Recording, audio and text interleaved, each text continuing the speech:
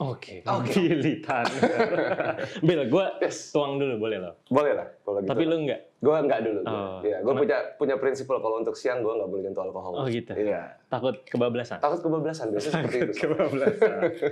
Bill, thank you banget ya udah datang. Thank you for having me juga. Meluangkan waktunya di kesibukan. Thank you. Gue lihat di story soalnya sibuk banget belakangan. Puji Tuhan lumayan lah ya. Udah semenjak akhir 6 bulan ini lagi super padat banget. Every single weekend ada kerja di luar kota atau di Jakarta gitu. Jadi ya udah. Kemarin dari mana tuh? Kemarin dari mana ya? Malai. Oh iya, thank you for reminding ya. Kemarin tuh habis dari Malaysia ya. Jadi kita minggu lalu itu habis kita main 3 kali kan. Jadi my partner right, Atsi, kita main di Jakarta sekali, Surabaya, habis langsung flight ke Malaysia. Ini baru balik Indo nih? Gak lama baru balik Indo. Kalau dari Malai jet lag gak sih?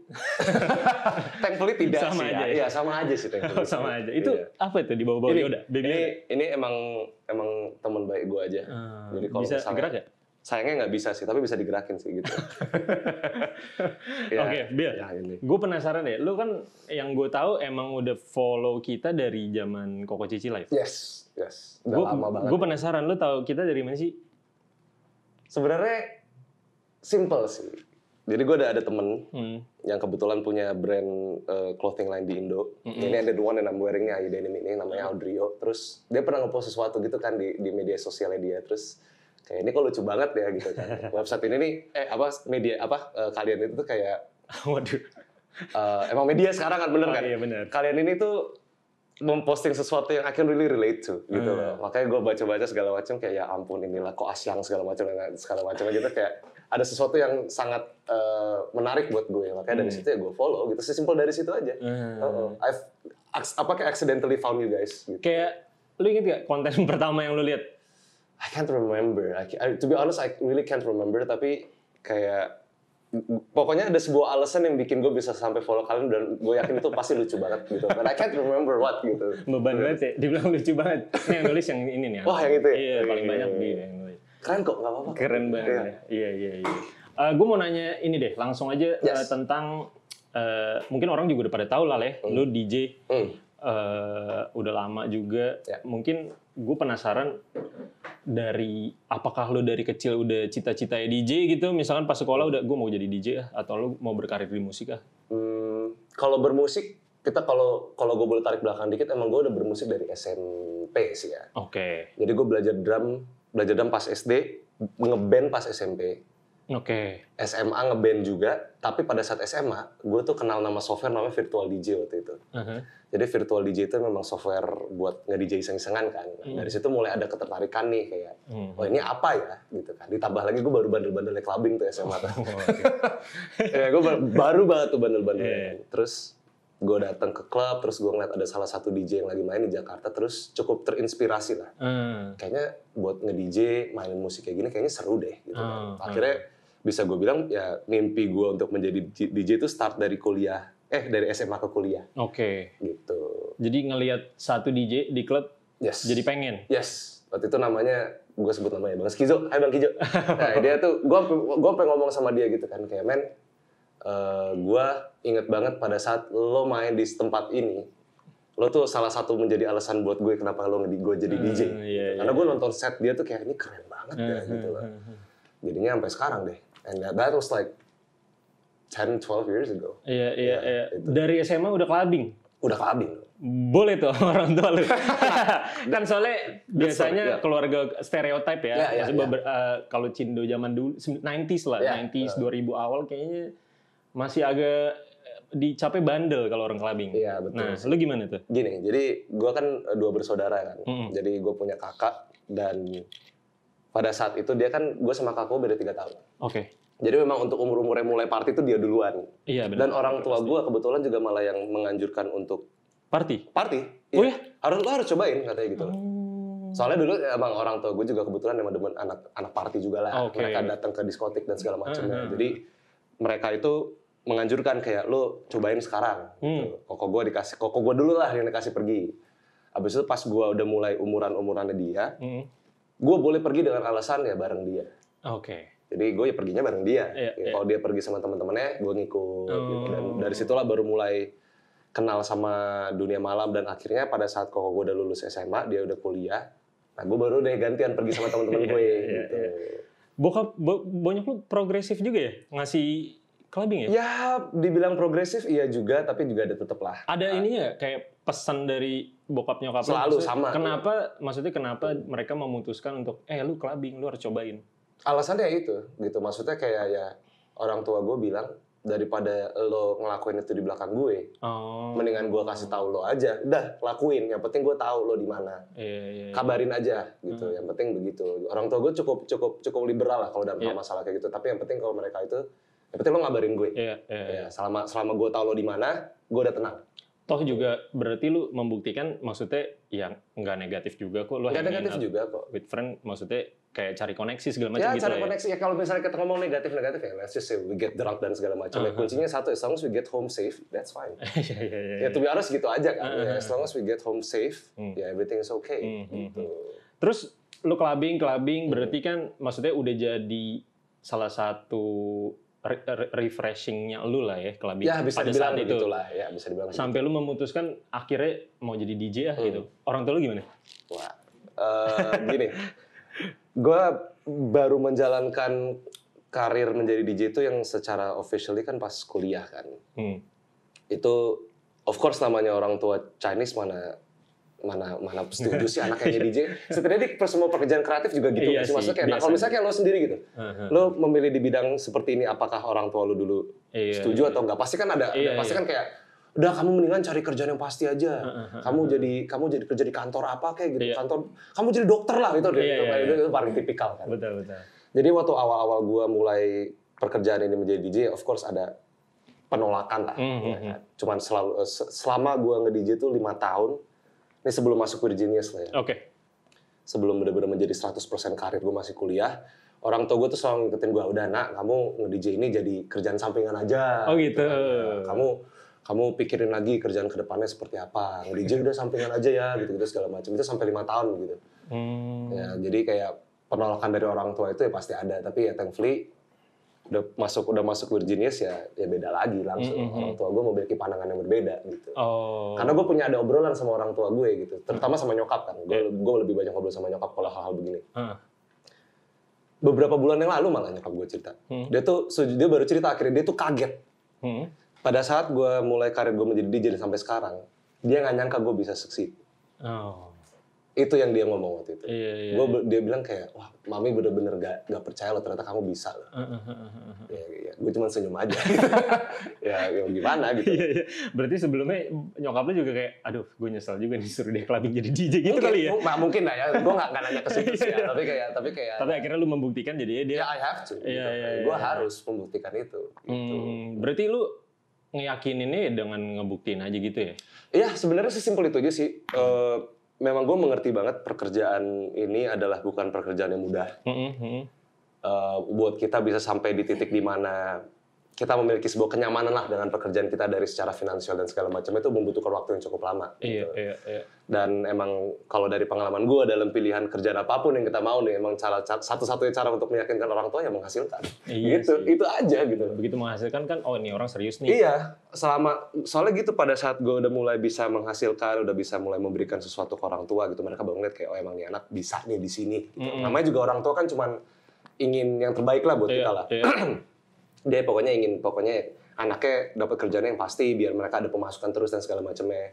Sedangkan kalau kita tahu kerjaan kayak begini yang ya mostly everything yang di creative business kan nggak pasti lah bisa dibilang kan, karena ada ups and downs. Betul. Gitu. Tapi ya puji Tuhan ternyata gue bisa membuktikan itu, ya orang tua gue udah tenang-tenang aja gitu kayak akhirnya bisa gitu. Iya. Mungkin untungnya juga nyokap lo atau bokap lo juga pernah ada di dunia itu, jadi dia sedikit banyak paham lah dunianya gitu ya. Mungkin kalau bonyok lu nggak anak party, it's gonna be different thing. Pasti, ya, itu pasti akan beda banget karena sebenarnya yang lo bilang, setidaknya orang tua gue tuh udah pernah terekspos dengan dunia itu. Jadi dia pun juga tahu untuk apa aja yang perlu dikasih tahu kan. Join ini, join itu, jangan begini, jangan begitu, mereka udah tahu semua. Gitu. Oke. Sebelum Virginius nih, tadi kan lu mention juga Virginius. Gue penasaran. Tadi lu udah cerita juga sih, udah bilang terinspirasi sama salah satu DJ. Tapi kiblat lu sebenarnya awal ke musik DJ siapa sih? Oke. Kiblat-kiblat lu? Jadi kan kalau untuk cikal bakalnya kan dari Bang Kijo. Iya, Bang Kijo. Oke. Jadi tapi gue pada saat udah mulai berjalan dari situ, gue tuh terinspirasi sama satu grup DJ dari Swedia namanya Swedish House Mafia. Ya, jadi gue inget banget 2013 gue nonton konser dia di Ancol waktu itu. Dan itu Jakarta lagi super hujan parah, lagi banjir. Teman-teman gue udah hampir bailed out. And then I was like, kalau kalian nggak mau pergi, gue tetap pergi sendiri. karena Swedish House Mafia tuh udah kayak Tuhan DJ gue gitu. Jadi gue nonton mereka dan konser itu yang benar-benar menjadi apa ya, kayak bahasanya ya, menjadi penentu terakhir yang membuat gue kayak oke, fix gue harus nge-DJ. Kayak lu dibaptis, udah lu jadi DJ. Ya, begitulah bahasanya dan literally karena waktu itu pas lagi nonton konser hujan. Ya itu simbolis, gak tau gimana gue gak ngerti ya, tapi kayak gue inget banget itu hujan dan lagu yang dimainin waktu itu Every Teardrop is a Waterfall ya Coldplay. Waduh. Man, gitu. I remember specifically pada saat itu gue berpikir I know what I'm going to do. Dan itu pada saat nonton konser Swedish House Mafia. Makanya pada saat awal karir gue mulai itu latihan nge-DJ dan segala macamnya, perform. Kiblat musik gue tuh ke Swedish House banget. Mainnya progressive house, EDM gitu-gitu. Tapi semakin mulai ke belakang, gue merasa kayak ya gue harus nambah lagi nih gitu. Gue nggak boleh cuma bisa spesifik di satu genre doang. Kan. Akhirnya gue belajar tarik ke belakang. Gue belajar house, tech house, gue belajar disco, belajar hip hop sedikit lah. Gue nggak terlalu, I'm not really into hip hop, tapi akhirnya bisa dibilang ya sekarang kiblat gue purely house. Purely house. Iya, house music gitu. Berarti pure ini dong, bisa dibilang belajar sendiri atau otodidak? Otodidak gue. Ya, jadi gue waktu pertama kali belajar nge-DJ, dulu gue kan belum ada alat DJ kan ya. Iya. The first thing that I use itu dulu setelah virtual DJ yang di laptop yang super ringkih itu, yang sekarang udah nggak ada, dicolong orang nggak tahu kemana. Gue dapat iPad gitu kan dari kampus. Jadi gue ngambil iPad itu, gue install software DJ dan gue belajar di situ. Jadi gue cuma pakai iPad, gue nonton video di YouTube dan gue coba aplikasikan ke aplikasi ini. Gue belajar, gue bikin mixtape segala macam dan akhirnya ketemu, bisa dibilang akhirnya baru ketemu mentor. Mentor gue, teman gue anak kampus, dia mengajarkan gue buat megang alat beneran akhirnya. Gitu. Tapi kalau untuk basic dan segala macam, sense-nya of DJing itu gue otodidak. Iya. Oke, lanjut ke udah otodidak. Gue mau ngulik, maksudnya kayak perjalanan journey lu lah ya, sampai saat ini gitu ya. Bisa sampai join ke WG? Gimana tuh? It's funny story, kayak gue pertama kali kenal Arab itu di festival salah satu teman IO. Jadi dia bikin festival di Pantai Indah Kapuk. Jadi festivalnya memang dibikin di apa sih namanya, Waterboom ya kalau nggak salah. Waterboom. Ya, Waterboom di sana. Kebetulan gue main, MC-nya si Arab. Ya, gitu. Ya, kebetulan MC-nya dia, terus kayak kita main dan kita ngobrol bentar, dan saya, man, I really like your music, gini-gini segala macamnya, and then we part ways tuh, udah nggak ketemu kan? Udah nggak ketemu, terus beberapa tahun, setahun kemudian, gue di-invite di sebuah acara Sweet 17, gue main di situ, MC-nya dia lagi, ketemu lagi tuh. Nggak sengaja, iya. Akhirnya udah kita perform bareng, and then ya gue tukeran kontak sama dia, dan dia bercerita-cerita emang kayak kita lagi pengen coba masuk ke dunia per-IDM-an. Dia dan Eka ya waktu itu, dia udah ada idea itu, terus akhirnya dia nunjukin nih lagu dia nih waktu itu kan, dia tunjukin lagu dia dan segala macamnya, gue dengerin dan segala macamnya itu, terus tiba-tiba dapatlah gue kabar lagi kayak, lu mau nggak jadi DJ-nya? Gitu. And of course I would love to. Kan? Kayak maksudnya it's an opportunity yang cukup baik lah buat gue waktu itu kan. Akhirnya gue ambil itu dan ya udah, the rest of the story ya it goes like that gitu. Kita berjalan dari 2016 akhirnya sampai akhir tenure gue di situ di 2019 dan oke, that's it. Gitu. Part ways. Kita part ways di 2019 ya. Boleh tahu nggak kenapa? Gue kayak dulu pernah nonton di YouTube tuh ada deh. Ya ada sih. Coba gue agak lupa sih. Tapi gitu, kalau misalnya kita ngomong masalah YouTube yang lama ya, I was in a very bad place like that. I can say that gitu. It's very tough ya. Di zaman pandemi lu nggak bisa kerja ya, lu stres lah gitu. Kalau misalnya untuk masalah WG ya memang kita mungkin udah kelar aja kali ya gitu. Jadi maksudnya kita part ways gitu dari sisi manajemen mereka ada agenda yang bukan agenda sih, planning lah bahasanya. Planning untuk grupnya dikedepankan seperti apa. Dan unfortunately that plan doesn't include me gitu. Jadi nggak masalah. Maksudnya I can really understand now gitu kayak memang it's purely business gitu. Jadi kita part ways di situ. Dan tapi thankfully juga maksudnya setelah dari situ I have my own group now. Iya, gitu benar, ya kan. Benar. Dan akan main di DWP. Waduh. Jadi gitulah.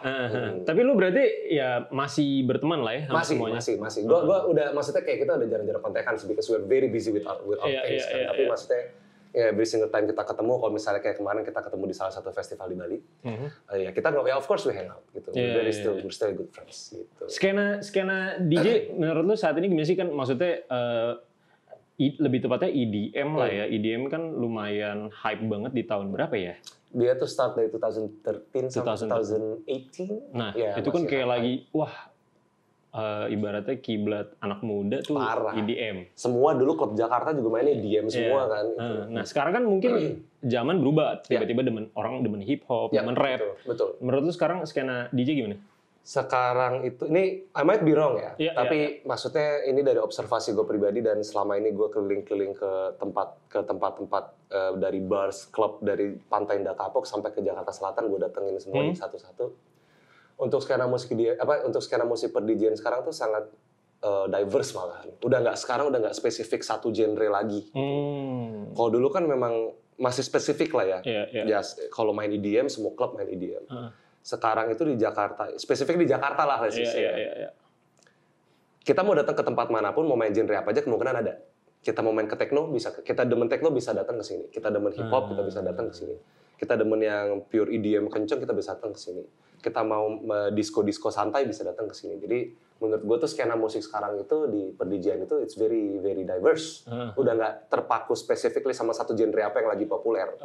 Tapi kalau misalnya di Jakarta Selatan specifically ya, kalau yang gue dengar itu yang lagi populer hip hop, Afrobeat, Baile Funk, ya kan, Baile gitu ya, tak ya, pokoknya lagu-lagu kayak gitulah. Everyone seems to love that music. Gitu. Jadi yeah, that's my answer. It's very diverse dan gue actually I'm quite happy about it.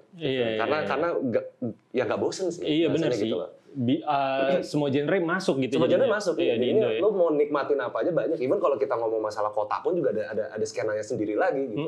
Iya benar sih. Iya kan kita we always forget about it. Kota tuh udah dunia sendiri. Iya. Dengan musik mungkin funkotnya atau breakbeatnya mereka itu udah skena sendiri lagi yang orang jarang sentuh kan. Benar. Kalau Manyau itu nah that's the funny thing, Manyau itu waktu itu ya gue main di Medan waktu itu. Di salah satu klub di Medan. Itu aja tuh dia tuh setiap hari Selasa tuh ada Manyau night. Waduh. Dan di situ memang ada marketnya gitu. Manyau tuh juga hidup loh di sini. Hidup ya? Iya loh, hidup loh gitu. Di PIK juga ada ya? Di PIK beberapa tempat ada. I can't remember which one, tapi kayak ada di PIK juga ada. Terus makin kesini makin berkembang, sekarang udah ada karaoke di mana-mana. Itu jadi salah satu trend buat DJ nggak sih? Menurut lo? I don't think so sih. Sekarang sih gini sih, kayak ya whatever it is, emang orang butuh entertainment kan. Dan kalau gue pribadi sebagai DJ ya, apapun bentuk entertainment yang baru itu bukan sebuah threat lah buat industri gue. Karena malah kalau gue boleh pandang, hal-hal seperti itu menjadi suplemen untuk kita. Oke, kalau misalnya kalau misalnya sekarang karaoke night is a thing, gitu kan. Dan people seem to love it. Kalau gue sebagai DJ, yang gue pikirkan adalah bukan kayak anjing, sorry. Apa? sorry. Sampai kayak anjir nih. Hal-hal yang kayak gini ngerusak apa, orang jadi lebih prefer datang ke sana karena mereka bisa nyanyi-nyanyi daripada datang ke show gue. Kalau gue pribadi sih, lah jangan mikir gitu dong. Kenapa lo harus merasa terganggu dengan keberadaan mereka? Yang lo perlu pikirkan adalah gimana caranya you step your game. Dengan keberadaan karaoke night seperti ini, gimana lo bikin performance lo lebih bagus. Lo bisa pelajarin dari karaoke night itu, lo bawa ke set lo. That's how you do it. Bener sih, bener-bener. Itu yang gue rasakan. Kayak Ronaldo Messi, orang kan bilangnya saingan. Padahal mereka juga jadi saling, apa ya, masing-masing malah step up the game. Betul, that's the point. I mean, that's the best kind of rivalry bahasanya. Itu persaingan yang sehat ya seperti itu. Kalau misalnya kerjaan kita cuma gedemul doang di belakang dan nggak ngapa-ngapainnya, nggak ada hasilnya. Sekarang yang perlu kita lakukan, kalau misalnya kita lihat hal kayak gitu ya, learn from it, take it, aplikasikan di industri lo, udah jadi selesai. Oke. Karir DJ lo so far berarti udah berapa tahun? More or less 10 years lah. 10 years. Ya, 10 years berarti lo udah lumayan bisa dibilang pemain lama lah ya? Ya nggak juga sih, karena di atas langit ada langit lah. Masih banyak senior. Gue tau ya dulu lain juga yang di atas gitu loh. Angger Dimas ya? Angger Dimas salah satu OG-nya lah. Dia yang menembus pasar global ya? Betul. Dia pertama ya? Iya, dia. Angger Dimas ya. Cuma makin kesini gue udah lama nggak denger dia deh. Masih nggak sih? kayaknya masih aktif produksi sejujurnya ya. Tapi memang I think ya pada masanya dia ya, pada saat itu adalah masa-masanya dia. Sekarang udah lebih tenang dikit lah mungkin gitu. Oke. Selama lu jadi DJ, lu ada ini nggak sih kayak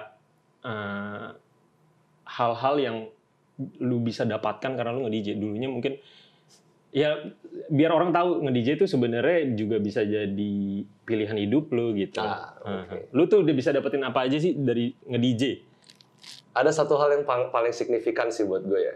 Nih, kemampuan buat berbicara kayak begini nih. Okay. Dulu tuh dari sebelum gue mulai masuk ke dunia manggung-manggung ya, nge-gig dan segala macam, gue tuh malu banget orangnya. Gue nggak bisa namanya kayak berbicara lantang seperti ini di depan kamera, apalagi I can't do that. Gitu. Gue tuh malu banget dari dulu kan. Dan pada saat gue masuk ke dunia per-DJ-an ini, in a way memang gue dipaksakan untuk bisa berinteraksi dengan orang, untuk ngobrol dengan orang, ketemu orang yang baru, belajar bersosialisasi lah bahasanya. Itu satu hal yang gue sangat dapatkan pada saat gue nge-DJ, karena emang jadi DJ itu nggak cuman performing doang, tapi ya you also have to have the ability to socialize with people, karena kan emang industri ini kan dibentuk dari networks, dari koneksi, dari berkoneksi dengan orang. Jadi kita pun juga harus memiliki kemampuan untuk bisa melakukan itu. Dan itu adalah hal positif yang gue dapet sih. Dan hal-hal lainnya dapet centang biru lumayan. Ya. itu jarang-jarang banget. Tapi it's still quite nice. Berarti unik juga ya. Maksud gue ternyata yang lo dapetin malah soft skill lo ya. Iya, itu dia. Maksudnya kalau nge-DJ, kalau dari skill DJ sendiri ya itu akan gradually grow pasti. Yang gue pikirkan makanya malah di luar hal-hal yang seperti itu, dan yang gue rasakan sangat banget itu adalah soft skill dari confidence, kepercayaan diri untuk bisa tampil di depan orang banyak, dan soft skill untuk bisa bersosialisasi. Itu sih yang gue sangat rasakan sih itu. Makanya guys, jangan ngejudge orang nge-DJ. Yes, DJ juga manusia kok, punya rasa punya hati. Positifnya sebenarnya banyak, tergantung orangnya aja ya kan. Ya itu, thank you so much for saying that. Karena gue tuh selalu ngomong kalau misalnya ke orang-orang yang jadi DJ dan mungkin orang yang takut dengan dunia per-DJ-an ya. Yang gue bilang gini, intinya kalau misalnya lo mau jadi DJ, kuncinya cuma satu, lo punya akal budi yang sehat dan lo punya kayak bahasa itu berpegang teguh sama prinsip lo. Emang sejujurnya banget memang ya apa yang lo takutkan itu ada. Memang benar, itu nggak salah gitu.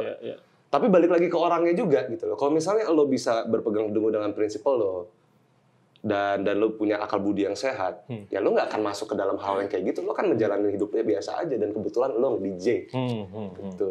Jadi nggak semua DJ itu buruk. Gitu. Bahkan gue kalau nggak salah di Pabarus aja tuh nggak minum ya.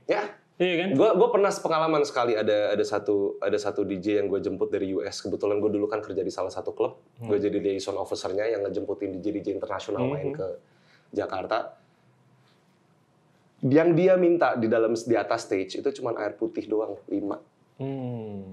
That's it gitu loh. Terus gue nanya, you don't drink gitu? Man, I stopped a long time ago. I think I'm good with it already gitu. Dia udah pernah melalui fase itu. Udah pernah. Fase-fase itu pasti kan ada.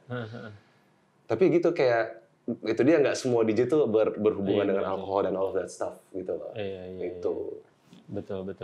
Ada nggak yang sebelumnya nggak kebayang terus sampai sekarang akhirnya anjing gara-gara gue DJ gue bisa ketemu ini misalkan gitu? Oh banyak. Salah satunya gue ini sih yang paling lucu sih, gue ngobrol sama nyokap lagi, gue ngobrol sama bonyok gitu kan. Ada salah satu teman DJ dan kebetulan dia aktor yang dia DJ yang acting lah. Namanya Mas Winky lah. Winky Wiryawan ya, Mas Winky.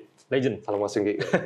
Dulu gue inget banget ya, kayak waktu gue kecil nonton Mas Winky itu cuma bisa ngeliat dia di televisi, ya kan? Di bioskop dan segala macamnya. Terus karena gue masuk ke dunia per-DJ-an, suatu saat ketemu dia. Ketemu dia dan gue rada kaget gitu. Gue rada kaget, kok kita bisa jadi teman malahan deh. Gue tuh dulu tuh pas kecil tuh cuma ngeliatnya di TV loh. Gue melihat dia sebagai aktor, sebagai selebriti dan segala macamnya. Ternyata pas kenal langsung, man, that is the one of the nicest person you can ever meet. Gitu loh, kayak itu orang tuh baik banget dan down to earth banget. Gitu. Jadinya kayak gue masih suka yang disbelief gitu loh, kayak kok bisa gini ya gitu ya. Kayak nggak kepikiran gitu. Nggak kepikiran, men. Bener-bener nggak kepikiran sama sekali, tiba-tiba begitu aja. Dan banyak banget orang-orang asik yang keren dan yang sangat-sangat baik di dunia per-DJ-an ini gue temukan. So many people. Kayak kemarin juga gue sebenarnya agak ini sih, kayak anjing gue bisa ketemu Tina Tun gitu. Gue pernah maksud gue penyanyi cilik gitu. Mana pas kecil mana kepikiran lu bakal ngobrol sama Tina Tun. Ternyata kejadian. Lucu aja gitu. Exactly. Lu ketemu Tina Tun di mana waktu itu? Kemarin podcast ini juga. Iya, belum naik tapi. Belum naik ya. Soon ya. Soon. Kayak anjir kocak banget gue ngobrol sama Tina Tun anjing gitu. Exactly. Kita kadang-kadang nggak tahu karir kita membawa kita kemana gitu. Itu lah. Oke. Tadi lu udah bilang juga Sabtu ya? Bakal main di DWP. DWP tahun ini ya. Lu udah berapa kali main di DWP? Kita udah main di DWP itu 2 kali, tapi itu virtual. Jadi gue tapi main di DWP itu nggak sebagai nama sendiri. Jadi gue ada yang tadi gue bilang ada grup itu namanya CX Thunder kan ya. Jadi gue sama Etsy kita bikin grup dan kita starting itu dari tahun 2020, DWP 2020, 21 dan akhirnya 22. Pas pandemi dong? Pas pandemi, karena kan dua DWP sebelum itu kan virtual semua kan. Ya, jadi kayak kita syuting yang pertama di Jakarta, yang kedua di Bali, yang ketiga akhirnya di Jakarta lagi tapi live. Experience nge-DJ virtual gimana? Gue penasaran. Cukup unik sih ya. karena gini, karena kayak bayangin main di stage gede ini, kan. But there's no one in there. Gitu. Yang ada tuh yang nonton tuh emang dari kru. Gitu kan, krunya dan segala macamnya. Jadi kita tetap namanya kita entertainment to help to entertain. Kan? Ya, kita harus melakukan apa yang biasa kita lakukan di atas panggung dengan ratusan ribuan orang gitu. Supaya orang-orang yang di rumah juga bisa merasakan energi kita kan gitu. Kalau udah performing it's a transfer of energy. Betul. Jadi ya gitu kayak unik sih unik, tapi kayak I think kita berdua have been doing this for a long time. Kayak we're okay with it. Kita udah nggak ngerasa aneh gitu. Untuk perform di bahasanya di crowd kosong tuh udah nggak aneh gitu. Kita tetap aktif segala macam gitu. Itu udah biasa banget. Gitu. Gue penasaran juga, Tanner tuh nama apa sih? Tanner. Gue 2 bersaudara, marganya Tan dua-duanya. Ya ampun. Ya. Oh berarti benar-benar Cindo ya namanya ya. Jadi memang ya. Terus Mandarin ternyata. Jadi bonyok gue memang kalau nama kakak gue kan Eric kan. Oke. Jadi bokap gue menamakan Eric itu dari Eric Clapton. Waduh. Ya bokap gue dari Eric Clapton. Nah kalau gue Billy itu dari Bill Clinton. Yang weirdly juga kidal juga karena gue kidal. Oke. Ya, jadi penamaan dari situ dan Tanner itu karena marga bokap itu Tan dan kita 2 bersaudara, jadi Tanner. Oh gitu. Aci saudara lu? Aci bukan, beda. Oh bukan? Beda. He's my brother from another mother lah, itulah. Ini gue ada kakak angkat satu. Gue ada kakak kandung satu. Iya. Namanya Eric. Jadi kita emang karena 2 bersaudara, jadi udah sesimpel itu Tanner. Oh gitu. Menarik. Makanya orang suka salah nulis kadang-kadang N-nya 2 lah, apalah segala macam. Sebenarnya, no, it's not that hard man gitu. Just like Tanner, udah Tanner gitu. Tanner. Ya. Tanner. Oke. DWP, gue bahas DWP sedikit. Of course, ya. Let's go. Menurut lu, what do you think about DWP? Maksudnya itu jadi bisa dibilang salah satu rave party terbesar di Asia nggak? Yeah, I can say that. Iya, dan kayak gue secara personal cukup excited banget karena kita udah 2 tahun ini selama ini nggak ada festival DWP lagi kan ya. Ini pertama kali lu offline DWP? DWP pertama kali offline. Ya, bener-bener, gue pertama kali offline dan apa ya, gue nggak sabar banget untuk bisa membawakan konsep yang gue sama Tila bikin ini akhirnya ke crowd yang bener-bener luas gitu loh. Dan emang udah 2 tahun ini juga kayak kita tertahan untuk gak bisa ngapa-ngapain ya. Ini bisa menjadi sebuah pelampiasan yang cukup baik ya gitu ya. Kita bisa manggung di festival besar gitu. So I'm like very excited for it sih itu. Gue sih sebenarnya bukan maksudnya gue menikmati musik tuh semuanya. Tapi nggak terlalu dalam lah tentang EDM atau tentang per-DJ-an gitu. Nah, aliran lu apa sih?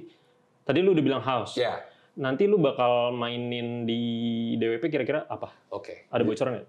Ada dong, ada sedikit lah. Ini sebuah konsep yang memang kita udah jalanin dari dua DWP sebelumnya gitu kan. Jadi gue dan teman-teman gue Atila Atsi itu. Gue sama Tila ini akan membawakan progressive house pastinya. Kita tuh berdua tuh ada jalan tengah di mana kita demen progressive house era-era yang tadi lo bilang dari 2013 sampai 2018-ish tuh. Lagu-lagu Z, Hardwell, Swedish House Mafia, siapa lagi lah, banyak lah gitu. Dan kita akan mengkombinasikan itu dengan bungkus yang baru. Jadi kita akan membawa kalian nostalgia tapi at the same time kita juga akan membawa kalian ke sesuatu yang baru juga. Gitu. Oke. Kayak it's very fun. So excited. Gue ada satu pertanyaan, gue penasaran banget. Kalau DJ, misalkan DJ yang memainkan lagu orang lain gitu, itu izinnya gimana sih? Oh, that's a very good question. Sebenarnya gini sih, kayak kalau di sini sih nggak ada regulasinya spesifik. Oh gitu? Ya, di sini nggak ada. Maksudnya memang ya kita, kalau misalnya kita untuk punya lagu, pilihannya kan dua nih kalau ngomong masalah lagu kan ya. Sejujurnya aja nih ya, antara lo beli atau lo ngebajak kan. Ya sorry banget nih gue ngomong ya. Kalau gue pribadi, kalau misalnya ada track yang gue suka, ya of course gue akan beli track itu. Itu udah sebuah tanggung jawab gue sebagai orang industri. Tapi kalau misalnya gue tidak bisa menemukan track itu, ya unfortunately I have to bajak it. Gitu. Jadi untuk masalah licensing menggunakan itu untuk perform, even di luar pun sebenarnya nggak terlalu ada regulasi spesifik sih. Ya as long as you play it, dan kayak sebenarnya masalah minta licensing juga nggak terlalu gimana banget. Selama kita misalnya gue minta ke artis yang ini, gue boleh bagi lagu lo nggak? Gue mau mainin ke set gue. Kalau dia kasih ya lo udah boleh mainin. Somehow win-win solution sih ya. Win-win solution, karena kalau misalnya gue mainin lagu lo, orang juga tahu, oh ini lagunya siapa nih? Orang cari tahu, lagunya si ini nih, gitu. Jadi sama-sama win-win. Gitu. Iya. Ada yang lu idolain nggak di DWP besok? Yang kayak anjing gue mau nonton juga gitu. Siapa ya? Gue pengen nonton Z sih. Z cukup, Z dan Hardwell sih. Mereka tuh cukup influential juga sama gue gitu, mereka waktu pada masanya ya. Itu cukup influential banget. Makanya gue pengen nonton mereka sih. Gitu. Tapi Sex Thunder juga tonton ya. Oh iya dong. Itu perlu ditonton. Gue ngeplak dikit. Sex Thunder ditonton juga. Itu harus. Hari Sabtu guys. Yes, hari Sabtu. Hari Sabtu. DWP salah satu achievement loh, bisa dibilang. Ya, of course I can say that. Gitu. Maksudnya dari semua show yang gue mainkan ya, every show is an achievement lah. Karena setiap performance yang baru itu akan ada sebuah pengalaman dan experience yang barunya pastinya. Jadi of course I have to say DWP yang ini ya it's an achievement. Gitu. Karena man, it's one of the biggest festivals we've ever played gitu. Gitu jadinya. Lu gue penasaran sama elunya, selain lu kan DJ, mainin musik-musik DJ, tapi lu dengerin musik lain nggak sih? Gue kalau di mobil itu, Ben, gue tuh kalau di mobil itu tuh dengerinnya lagunya tuh tahun 80-an, 70-an. Waduh, berat banget. Bener, gue nggak bisa di dalam mobil tuh dengerin lagu klub, karena itu udah kayak okupasi kan ya, jadi kayak iya sih, bener juga. Lu dengerin lagu-lagu kayak gitu, pala lu langsung kerja. Iya. Langsung mikir, lagu ditaruh di mana ya? Gue bisa pasangin sama vokal apa ya, gitu loh. Nggak enak, you cannot really enjoy it anymore. Ya kalau misalnya kayak di mobil gitu, lagu 70s, 80s, gue bisa nyebut beberapa kali gue dengerin ABBA, Billy Joel. Yang paling lagi recently nih, ABBA, Billy Joel. Gue lagi dengerin lagi The Police. Terus ada beberapa Earth, Wind & Fire gue juga dengerin. Jadi itu lagu-lagu yang bener-bener non-EDM semua yang gue dengerin. Iya, karena EDM udah enek lah ya, maksudnya jadi bahasanya lah, jadi kayak kerja gitu ya. Iya, bahasanya mungkin gitu. Jadi nggak enjoy maksudnya. Iya, exactly. Ngerti. Enjoy masih bisa, tapi di waktu yang tepat aja. Gitu. Kalau sehari-hari lagi nggak ngapa-ngapain ya, I listen to those kind of music. Local artist ada nggak yang bukan DJ? Yang lu dengerin? Apa lu nggak dengerin lokal? Local artist aja, gue sejujurnya banget gue nggak terlalu dengerin banyak ya. To be honest banget, tapi kayak ada beberapa lagu-lagu yang memang gue suka, tapi gue nggak tahu siapa yang nyanyi dan judulnya apa, gitu. Sejujurnya banget ya, sorry artis-artis. Gue juga gitu sih, kadang gue begitu denger lagunya, tahu gue lagu ini, cuma gue nggak tahu judulnya. Iya, nggak tahu, gue nggak terlalu melakukan research banyak ke dalam mereka gitu. Kayak misalnya kayak siapa yang recently ya yang gue dengerin ya, kemarin gue dengerin lagu Raisa yang ternyata itu pun cover ternyata. Oh gitu? Iya gitu loh, kayak tapi ini lagu enak banget memang gitu. Dan tapi gue sekarang aja gue lupa judulnya apa. Intinya kalau gue masalah musik, as long as it sounds good, I'm just gonna listen to it. Gitu. Despite siapa yang bikin lagunya dan artis mana gitu. Setuju. Kalau ada orang-orang yang bilang EDM bukan musik, menurut lu gimana? Kan EDM, ada tuh orang-orang yang EDM bukan musik. Kalau jeduk-jeduk doang gitu misalnya. Iya, tapi kalau misalnya kita panjangin lagi, kita bisa tanya balik EDM itu kepanjangannya apa? Iya sih, electronic dance music. Nah, simple. Is it music or not? Yes.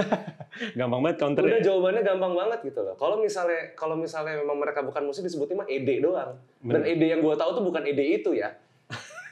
Apa tuh? Janganlah, kotor. Oke. Bener-bener make sense. Iya.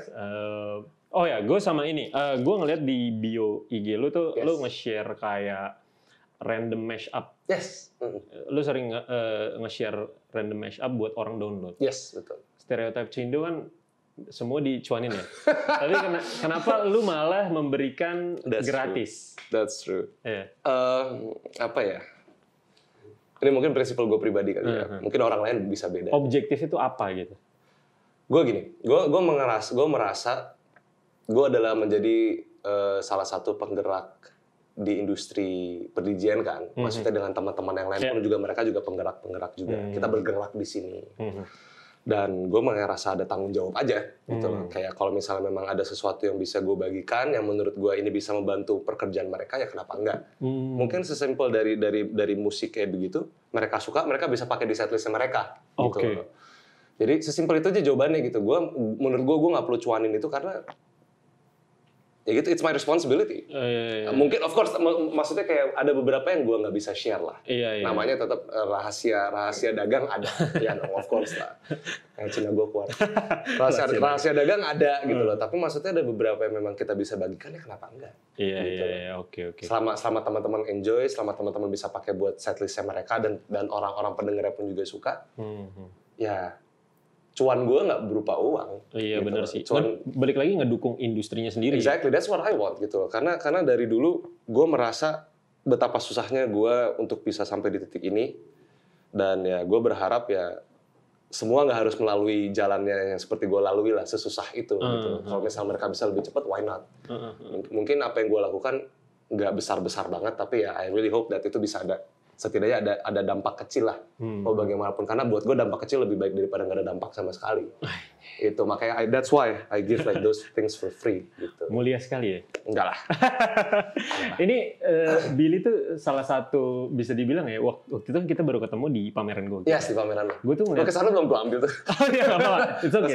Maksudnya gue ketemu lu tuh pertama kali emang lu tuh salah satu DJ yang vibe-nya tuh positif banget, sumpah. Maksud gue, ini DJ harusnya nggak saham beli nih, gitu. Biasanya image-nya itu agak lebih sombong, apa, gimana gitu. Tengil, apa. Lu tuh jauh dari itu sih, sumpah. Gimana ya, gue juga bingung masalahnya kalau udah kayak gitu, maksudnya gue, even melepas okupasi gue sebagai DJ pun, ya I will do the same thing, gitu. Ya maksudnya, ya gue suka berinteraksi dengan orang, gue suka ngobrol dengan mereka, ya as long as they're nice to me, I'll be nice to them back gitu loh. Udah sesimpel itu aja prinsipalnya. Ya tinggal ada sih memang sih, DJ kayak gitu ada, you know who you are. Tapi kayak ya udah, itu kan pilihan mereka untuk menjadi seperti itu, dan pilihan gue adalah menjadi seperti gue yang sekarang. Gitu. Lanjutin tentang bio lo. Yes. Hashtag mantap anjing gak? Ya boleh ceritain ya? Mantap anjing ya? Oke. Man, sebenarnya this is so stupid, tapi kayak ya gue bisa mentertawakan itu, jadi I don't care gitu kan, what people say gitu. Jadi kayak ada satu video waktu itu pas gue lupa deh kapan gue nonton. Jadi itu ada acara, kalian tahu acara itu nggak sih? Kalian tahu acara yang mancing itu nggak sih? Ya kan? Nah, mantap pancing ya kan? Ya. Mancing mantap. Ya, nah itu kan. Jadi gue ngeliat satu video, ada orang yang bikin, terus orang lagi teriak mantap anjing, terus di bawahnya ditulis mantap anjing. Gitu. Lama-lama lo dengernya mantap anjing kan. And then every single time I listen to it, gue ketawa gitu kan. I don't know why it's so funny to me. Mantap anjing, yes gitu kan. Nah, jadinya gue pikir kayak, that's actually lucu juga sih buat jadi yell-yell gitu kan. Kayak mantap anjing gitu. Every single time, starting kapan tuh gue lupa kan. Every single time gue kayak bikin postingan atau apa, gue selalu taruh mantap anjing di bawah. And itu sampai yang lucunya adalah ya, sampai gue berapa kali manggung, tiba-tiba gue selesai main nih, tiba-tiba ada orang teriak, mantap anjing Bang Billy! Gitu. Kayak gue nggak expect sama sekali itu bisa sampai ke level itu ya, sampai bisa di mana orang-orang tuh juga bisa mengidentikan itu dengan gue. Padahal gue tuh cuma iseng-iseng doang gitu. Tapi that's the story, sesimpel cuma dari gue ngeliat video lucu aja. Oke. Gitu. Thank you internet. Jadi hashtag mantap anjing. Iya, jadi hashtag mantap anjing gitu. Lanjut ya, gue ada tadi kan kita buka Q&A di Instagram. Jadi ada beberapa orang yang nanya tentang lo lah ya. Oke. Gue bacain ya. Boleh. Pertama dari Robi. Oke. Masih Kyung Hee minta angpau gak pas Sincha? Pertanyaannya jebak banget nih, gue ngerti nih maksudnya apa nih. Yes, masih ya? Masih kok. Ya. Pertanyaannya kalau udah nikah atau belum, jadi ya. Lu berarti masih kental nggak sih di keluarga gitu tentang maksudnya culture Cindo di keluarga lu? Occasion spesial aja. Kalau untuk maksudnya yang tadi karena kita discuss orang tua gue cukup progresif lah dalam iya ini. Tapi kalau misalnya kayak misalnya kayak lagi Sinca ya kita tetap pergi ke rumah keluarga. Dan kebetulan karena sekarang di keluarga bokap gue yang paling tua jadi pada ngumpul ke rumah gue. Oh, enak dong. Enak ya. Gue tinggal bangun, kyoki. Ya, dah. Iya. Itu masih. Gue merasakan hal itu juga. Iya, itu masih. Gitu.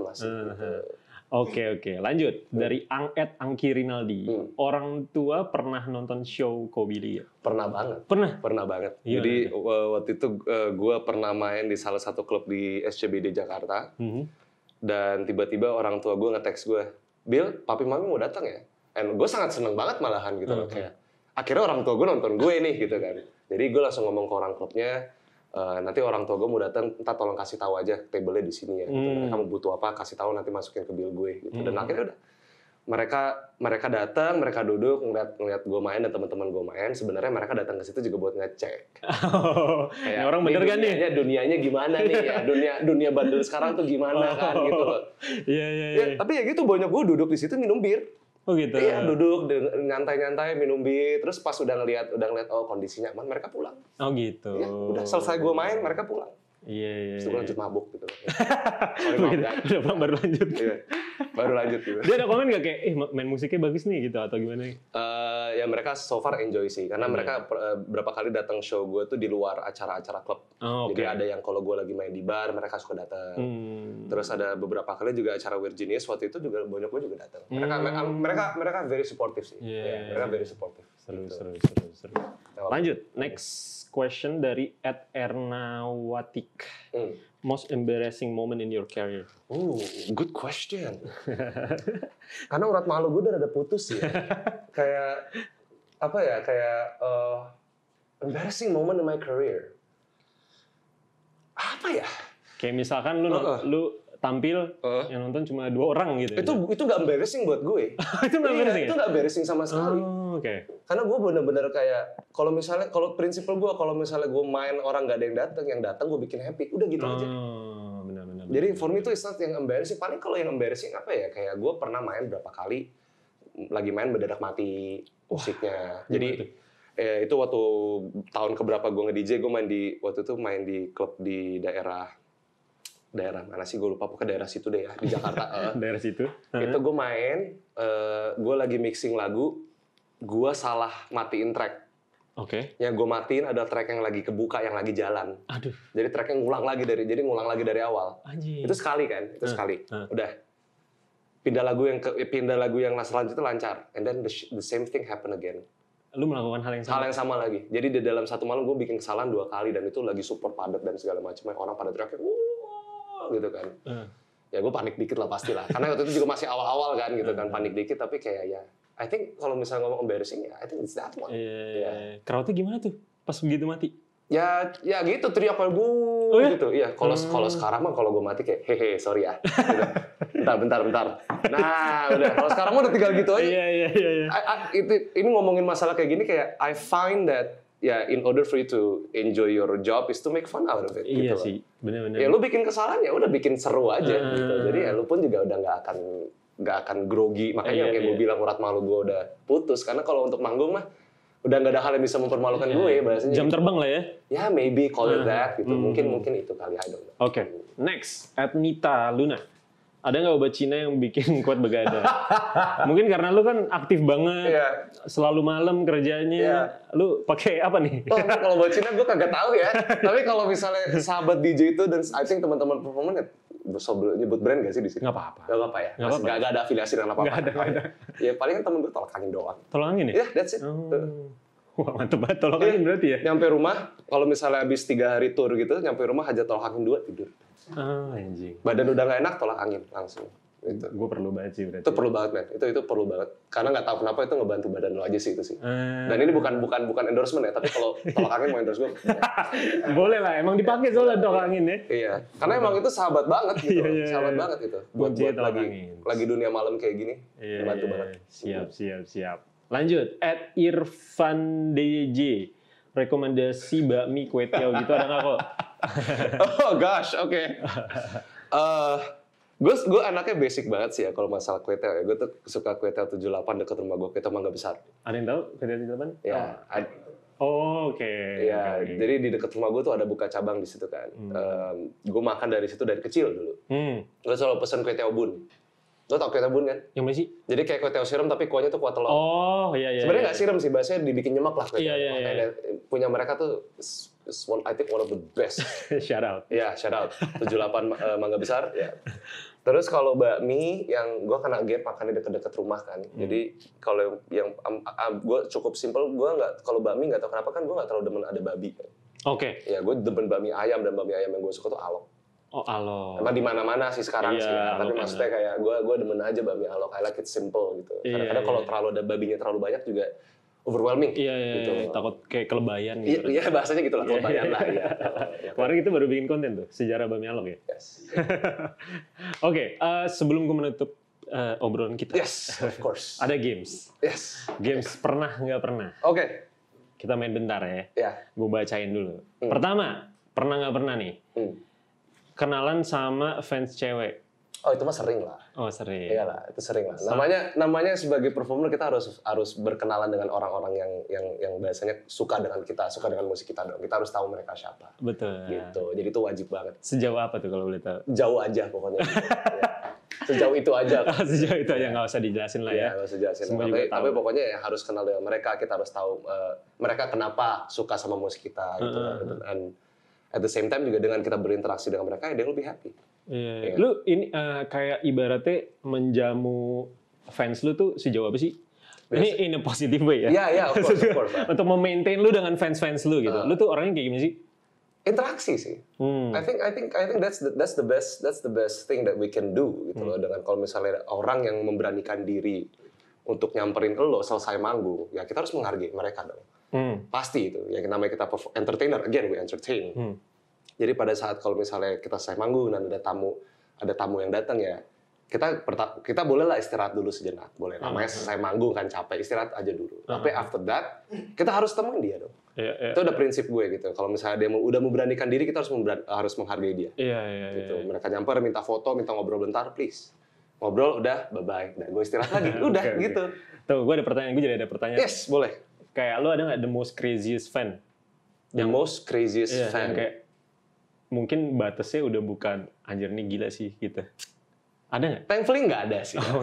Thankfully selama ini mungkin juga fans gue juga ya I call them my friends lah. I don't really like that word gitu.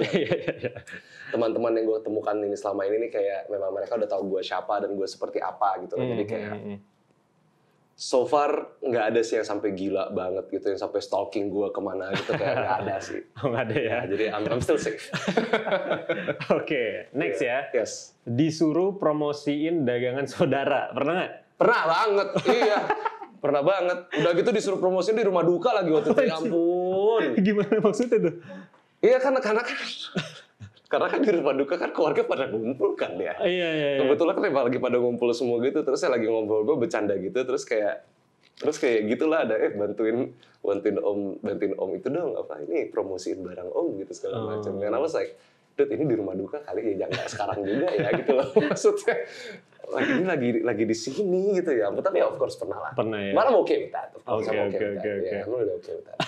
Oke. Ya, cuma lucu aja gitu. Iya, Pikir-pikir lucu. gitu kalau ceritanya itu kayak di rumah duka minta tolong begitu, kayak nyambung banget gitu. Iya. Next, Yes. nge-DJ tapi yang nonton cuma 5 orang tadi. Sering. Dari pengalaman gue 10 tahun nge-DJ. Pasti ada aja lah ya. Pasti akan ada aja. Gue berani 100% yakin setiap DJ pasti melalui hal-hal yang kayak begitu, dan hal-hal yang kayak gitu adalah yang membangun kita malahan untuk memiliki mental yang keras lah di dunia per-DJ ini, karena ya nggak semua show akan sesuai dengan apa yang lo mau gitu. Kadang-kadang lo main nih, tiba-tiba hujan. Okay. Kalau di luar kota nih, contohnya kayak ada beberapa tempat, kalau misalnya kayak di let's just say di Bandung. Oke. Di Bandung tuh culture-nya kalau udah hujan orang udah malas keluar. Orang-orang Bandung tuh gitu biasanya. Kalau pengalaman gue. Iya. Jadi bayangin kalau misalnya di hari itu lo manggung terus tiba-tiba malamnya hujan. Sepi lah ya. Bakalan kemungkinan sepi. Dan kita sebagai performer ya professionally ya lu nggak boleh marah gitu. ya lo harus terima aja memang ya kondisinya lagi begini mau seperti apa mungkin awal perjalanan karir lo nggak akan bisa terima kayak gitu pasti namanya ego artis pasti ada lah ya kan?